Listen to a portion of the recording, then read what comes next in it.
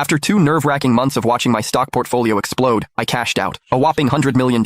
My heart pounded with excitement as I called my wife and son, telling them I'd be home this afternoon. I had big news, the best news, to share. My wife's voice on the phone was oddly flat. "You're sure you're coming home today?" "Absolutely. Sweetheart, I promise the news I'm bringing home will be the biggest surprise ever." She chuckled. "Okay, then I've got a big surprise for you too." I couldn't wipe the grin off my face the entire drive home. I pictured my wife waiting with a huge dinner spread, just for me. They'd be ecstatic when they found out how much I'd made. But when I pulled up to the house, I saw a pile of stuff by the front door. A closer look. It was all my stuff. My son Leo was actually throwing my clothes out onto the lawn. "Leo, what on earth are you doing?" I asked, utterly bewildered. Leo looked up, saw me, and sneered. He even let out a cold huff. "Mom told me to throw all your junk out." My brows furrowed at his words. I rushed inside, desperate to ask Veronica what in the world was going on. The moment I stepped in, I saw a table laden with food, and my wife Veronica was leaning into another man's arms, beaming. I knew him. Damien, her supervisor from work. It hit me like a ton of bricks. My head immediately swam with rage. "Veronica, what the hell do you think you're doing?" I roared, my voice shaking. Veronica rolled her eyes at me. "Asher, are you brain dead? Can't you see what's happening? Obviously, I found a better man, and I'm kicking you out. A penniless loser like you? Anyone who sticks with you is doomed. You didn't actually think I'd be loyal to you for life, did you? Damien is a supervisor at his company. He has a brilliant future ahead. You, a broke deadbeat, couldn't even compare," she finished, smug, pulling Damien even closer. Damien grinned victoriously, looking down at me with utter contempt.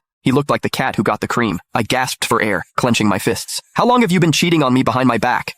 I'll tell you the truth. Damien and I have been together for a year. Now that he's finally divorced, I'm divorcing you to marry him." A suffocating feeling tightened in my chest. I'd worked so hard, all to give my wife and son a better life. I'd volunteered for a tough assignment, surveying terrain in a remote, harsh location. Day and night, I dreamed of making enough money to provide that cozy family life I'd always dreamed of. I'd been out there, enduring wind and sun, busting my butt, and my wife had been in here, having an affair, and turning me into a complete cuckold. "Fine. If you want a divorce, we can divorce. But Leo comes with me." I took a deep breath, forcing the words out. "A woman who betrayed me? I didn't want her anymore." But then my son, Leo, screamed at me. "No, I don't want to go with you." Leo was 14 this year. I thought he was old enough to understand. "Leo, don't worry. I promise I'll still be a good dad to you after your mom and I split." Leo just gave me a look of disgust. "Seriously? Who'd want to be with you? Mom's marrying a supervisor. He makes hundreds of thousands a year. Look at you, just a pathetic nobody, barely making enough to scrape by. Mom already said she's taking me with her after the divorce. Uncle Damien will be my dad from now on. You're nothing. Don't ruin my bright future. Right, Dad?" Leo practically fawned over Damien, calling him Dad, with a big smile. Veronica chuckled, patting his head. "That's my son. He knows how to play his cards right. A broke deadbeat like him really doesn't deserve to be your father." I stood there, feeling like all the blood in my veins had turned to ice. I thought Leo was just upset about the divorce, but it turned out he actually looked down on me, wanting Damien as his father. It felt like a knife twisting in my chest. "Leo, I have money. I can still give you a good life too." The moment I said that, all 3 of them burst out laughing. "Asher, how can you even say that with a straight face? I have money? I know exactly how penniless you are." Veronica scoffed, a sneer plastered. You can find the full story in my bio. It's free.